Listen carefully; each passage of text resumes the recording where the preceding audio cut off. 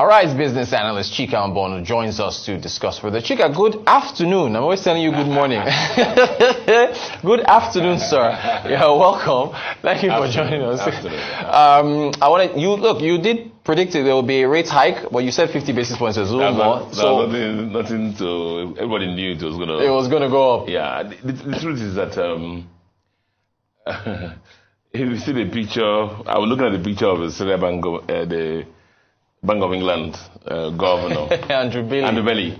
You know, this is how it was. He looks stressed. You know, every Central Bank governor, everybody's like this now. Yeah. And the funny thing was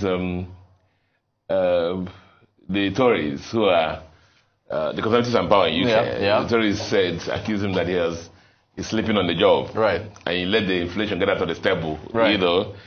And I guess the Central Bank of Nigeria also didn't want to. Yeah, they want to have the same accusation that they didn't let the horse out of the stable, or they're sleeping on the job, and decided to go aggressive, which is what the Tories has been, wanted to happen. Yeah. But you see, the thing about economics is, if you do something and they say, why did you do it 1 year ago? Yeah. Because look at the background. During the COVID era, during the COVID period that started 2020, what happened was that production shut down. Yep. The supply chain shut down. Yep. And people were home. And most governments did what? What did they do? They tried to reflect the economy. Yeah. And started putting money in the hands of people. Yep. A lot of people call it quantitative easing. Correct. Yep. Basically printing money. Yeah. And putting in the hands of people.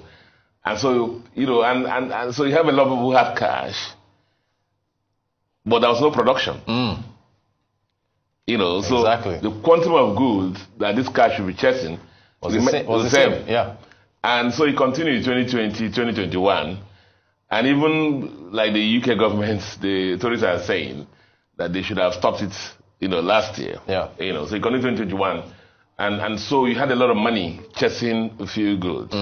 And then with the onset, with the suspension of COVID, or with the COVID pattern, what happened is that the economy has not caught up. The growth has not caught up. Yeah. Look at aviation, for example, worldwide. Oh, wow. So many airlines are cancelling flights. Yeah. Because there is scarcity of pilots or even, other aviation staff. Yeah. So that's a worldwide phenomenon. And that's on the basis we said that Nigeria will not be exempt. For the UK, for example, inflation was at 9.9%. 40-year high. 40-year high. Yeah. Exchange rate was about 2.5%. And we're here crying for our own for this. You will see, therefore, that our own we're almost getting a runaway inflation at 20.52%. And so they needed to do something to, pull the inflation back. Yeah.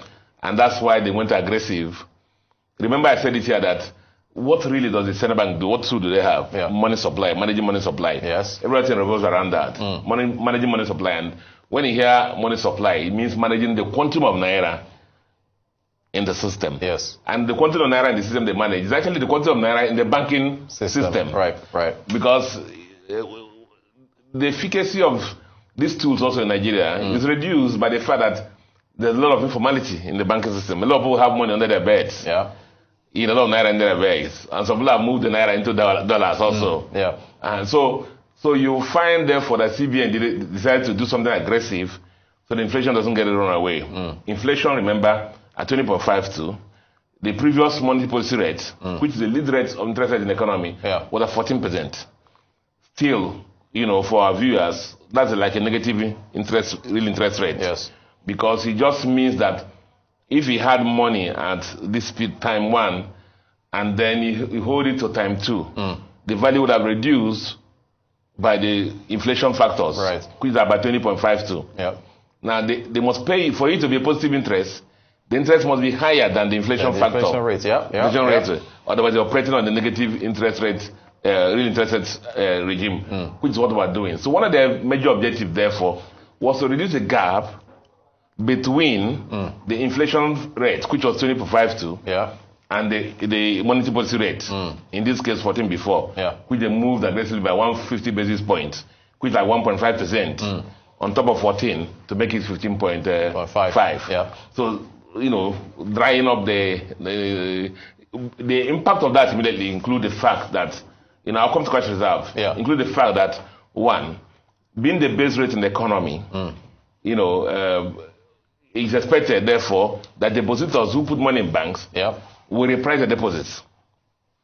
Savings accounts, which is about 30% of MPR, will move to now, I think, 4.6 something. Okay? Yeah. Now, as I spoke to the treasurers, they said they even forget about lending because they need to, reset and check the impact of everything because of the combo of the dual action on the monetary policy rate and the cash reserve ratio. All those impact the lending rate. So all those all borrowers should therefore expect that interest rates will go up. That's the impact on borrowing costs. And borrowing costs. Okay. So our viewers should know that. If you borrow from a bank or you intend to borrow a bank, the borrowing level, interest rates, the borrowing prices must going to go up. Or therefore, so the theory, as you heard the governor talk about regularly, is that if the interest rate is higher, it will discourage borrowing. Right. And so reduce the quantum of money out there that is not in the productive sector. Chasing the few goods that we have. And that will also, if we reduce that quantum of money, it will reduce the pressure on the foreign exchange. Because the money available now should actually chase the productive sector. Now, so that's one on the interest rate. The other thing is the cash reserve, the CRR. In fact, right before you get there, let's play the clip from the central bank governor, what he said on CRR. Let's take a listen to that. We have increased the CRR, and we expect that this decision at this meeting must be seen to be potent and must achieve the effect that the MPC thinks it should achieve. This message is meant to underscore the fact that MPC says this decision, this very aggressive decision to rein in inflation must yield result. We do not want to face Nigerians in the next few months and we begin to take the blame for not being able to rein in inflation in spite of all the rates that we have raised. So we have decided to adopt a two-pronged approach. Increase NPR, so policy rates, so we want to see interest rate go up. And two, CRR going up because we must mop liquidity effectively out of the vaults of the banks. Okay. Your reaction? Now, again, remember what I said. The theory is that, if you reduce liquidity in the system, what will happen is that the price of money, which is interest rate, will do what? Money will be scarce. And the price of money will not go up. And therefore, the quantum of money, Naira, chasing the few dollars that we have, we reduce. And only because the money will focus on the productive sectors of the economy. That's the belief. Now, so CBN, the cash reserve ratio, for our viewers also, is a tool that CBN uses to manage money supply. The quantum of Naira in the system. So it talks about the fact that the banks are supposed to go out there and get deposits. So if a bank gets deposits of 100 Naira into its vault system, if the CRR cash reserve ratio is 20%, it means that central bank will sterilize 20 Naira. And the banks can only play around with 80 Naira. So whereas banks are paying interest on the 100 Naira, they can only lend on the 80 Naira. Subject to liquidity ratio or things, but let's not make it complex now. Now, so what has happened now is that with this increase from 27.5, before now it's like if banks bring in 100 Naira, CBN sterilizes it to 27.5 Naira. Now the CBN has moved it to like 2.5 Naira, a 5% increase. So the banks will only have around to play around about 68 or so, 67.5, 67.5 to play around with. Meanwhile, they're paying interest on the 100 Naira. Remember, so effectively their cost of operation will increase. Now, and the quantum of Naira available to them to play around with, to lend, will also what? Reduce. Again, the CBN objective. And they said, remember the word he used, that it has to be what? Potent. Yes. So the issue therefore, what will happen in the next 2 days? Because the banks have been giving up to tomorrow to fund their the account. differential. Yes. The movement from 27.5 Yes. to 32.5. Now the CRR is an interesting one because of the fact that with the loan to deposit ratio initiative of the central bank and other special CRR arrangements that the central bank has used, tools they have used, a lot of the bank CRR have been above the 27.5 threshold. Yeah. Indeed, a lot of them moved over 27.5 into the 30s. But again, CBN, Central Bank of Nigeria, in order to promote lending to the system, told banks that they can actually take the excess above the 27.5 in the CRR to lend out to the real economy. To the real economy. Yeah. Okay. So a bank would therefore look and say, my money at CBN is earning for me 0. Yeah. But I can lend it to the real sector at 5% or 9%, and therefore take the additional risk. So a lot of banks went for that and started doing that. Yeah. So what happened now is that most of them, they therefore had their CRR below this 32.5 threshold, who participated in the real sector lending. And so they have to immediately work between yesterday and today and to move fund their positions in central bank. Yeah. So there's no magic. There's nowhere they're going to go and look for customers. Between that time. Between that yesterday and today to get deposits into the system to cover their position in CBN. So what will they do? They're going to liquidate therefore their transactional treasury bills and bonds, discount them, that they're holding with CBN. Chika, let's take a break. We're going to keep you, want to keep the conversation going. So let's take a quick break. You're still watching the Global Business Report here on Horizon News. Stay tuned. We'll be right back. Welcome back to the Global Business Report here on Horizon News. We're still talking monetary policy and the hike in the benchmark interest rate in Nigeria to 15.5%. Chika Mbono, our Rise business analyst, is still with us. So Chika, your thoughts? We're at the cash reserve ratio, yes. And I said, mark the CBN governor's words, that the policy must be potent to achieve its objective. And said that all the banks must fund their accounts by Thursday, that's tomorrow. For the debt to take this debit to the incremental debit. So if anything that he said the minimum is at 2.5. That's a word. Yeah, so minimum. That is a key. So any excess that debiting on to this account of the bank must actually fund the accounts totally to be able to take this, at least a minimum of 5% increase from 7.5 to 2.5. And before I went on break, I was saying that it will be between yesterday and today and tomorrow. You can't find the deposit from any customer. They enable you, provide that buffer required to accept taking that 5% incremental cash reserve ratio. So CBN, the treasurers have to go, the banks have to go to their reserves, go to their transactional treasury bills and bonds to discount them to cover these positions. Wow. And of course, discounting them before maturity, of course, they're going to lose income. And just enable CBN to achieve the debits. Again, what the impact is, again, it limits the ability of banks to lend money. And they cannot lend money. That reduces the quantum of money in circulation, which is what Central Bank of Nigeria is trying to achieve. He had a play when he said they must fund their accounts for what?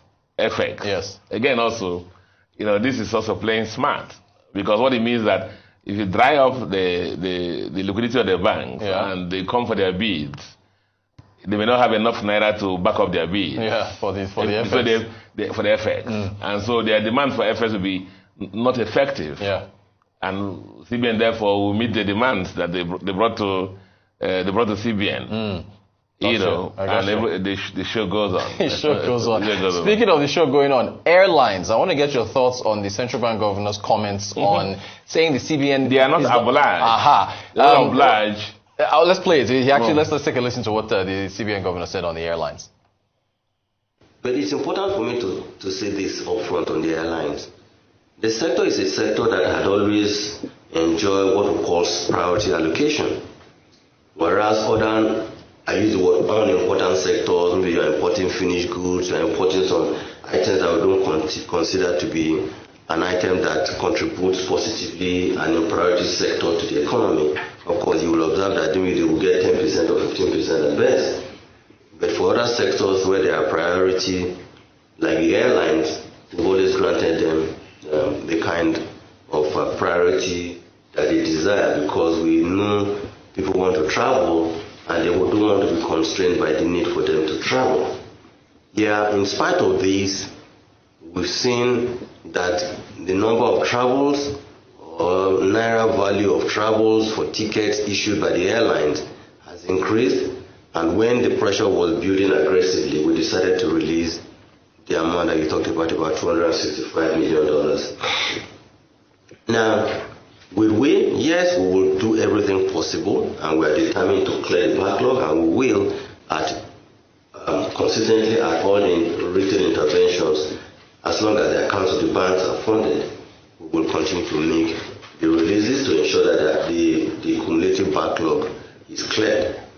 But I think it's important for me to say this, that the airlines or the foreign airlines are saying this because they said that we should respect the bilateral air services agreement that says that process of all the ticket sales must be repatriated to out of the country.